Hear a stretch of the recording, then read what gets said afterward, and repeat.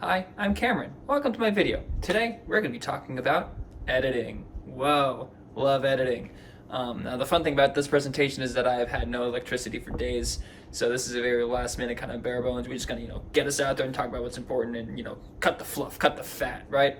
It's okay, because today we're talking about editing. I love editing, it's so cool, and specifically we're going to be covering how editing is used differently in different movies, and also in the same way in different movies, but to different effects. Wahoo, yay, it's great, it's exciting. We're going to have an absolute blast. Buckle your seatbelts. Now today we're talking about the movie Cleo from 5 to 7, an absolute masterpiece, a great movie from the 1960s. Really good, just a good time in this movie, right? I had a good time, you guys had a good time, we all had a good time with Cleo from 5 to 7. It's a very good way to spend 5 p.m. to 7 p.m. We're going to be talking about this in relation to another movie that I'm sure is going to be equally as good. I was kidding, we're talking about Transformers. But first, let's cover Cleo from 5 to 7, right? So this is a movie that takes place about over an hour and a half, right? Almost in real time, right? A lot of the editing in this movie is done intentionally subdued and intentionally done in very small snippets, right?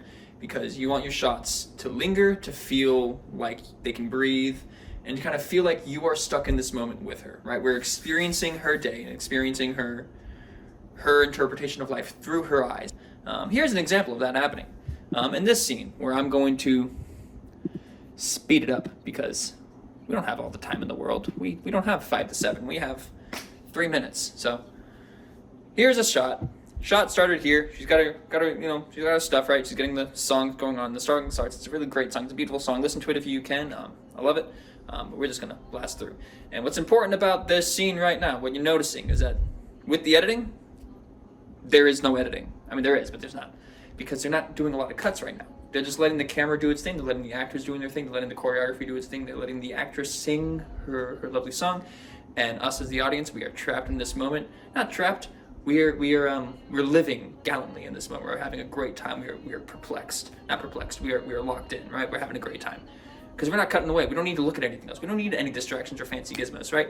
Here it is. This is the movie. This is the movie. It's great. We're gonna compare that to another scene in the same movie. Now this is the opening scene. Cleo from 5 to 7. Only part of the movie that's in color, by the way. Everything else is in black and white. That's another sort of disjointing thing. But story-wise, what's going on here?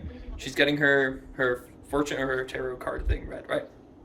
And she doesn't really understand a lot. She's not really, as far as I understand, not super into the whole process behind all of this. So she's kind of experiencing this for the first time as we are. So just then, right there, I'm gonna back it up a little bit.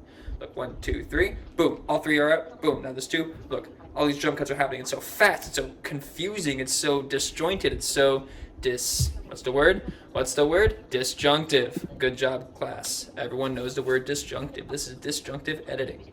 So yeah, basically the idea is the editing used in this scene is a lot more choppy, a lot more jump cutty, a lot more confusing, because that is how she is feeling.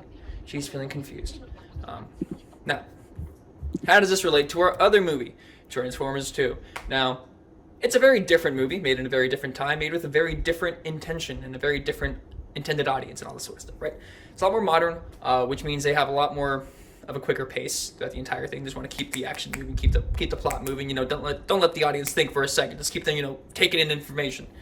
So yeah, it's kind of rushy. It kind of just goes through, and there are a lot of jump cuts, specifically in any of the action scenes.